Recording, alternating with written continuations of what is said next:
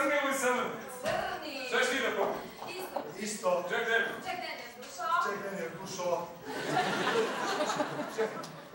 Crni noći, crni ja. Šta treba da uradim ja da bi dobio piće ovdje? Doletim na čivu, a? Neće. Obećao. Evo ja ti pričao o koljenji. Znaš kako ti pričao? Dakle, ja sam Barnić, on sam prijatelj i saradnik, od prijatelja i saradnika. Premijer Šapira, da? Ti si, a? Debora Solomon. A, ti si Solomon. Ti si Solomon. Deni mi je puno pričao o tebi. Deni. On stalno priča o tebi. A šta kaže? Neki gluposti, neki.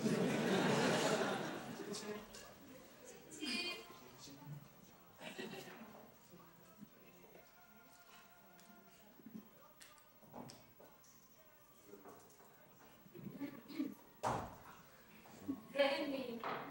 Šta radiš? Ajde sad tebi da pričao o koljenji. Koljenji? Ispričao. Šta ima Deni? Jesi gledala Meš na TV?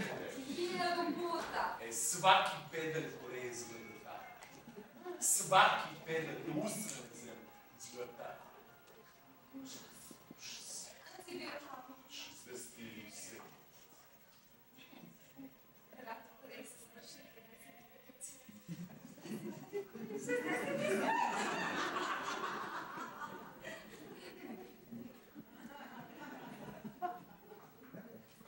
Ne volim baš puno da pričamo o tome, znaš.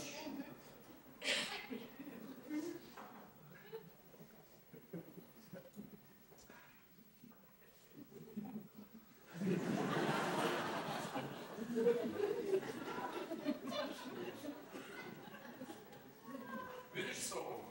Vidim baš šta. Ovdje. Da? Ovdje bi i zeka zalutao. Ti nemaš ljubavni pjevnik, a? Evo rašćemo.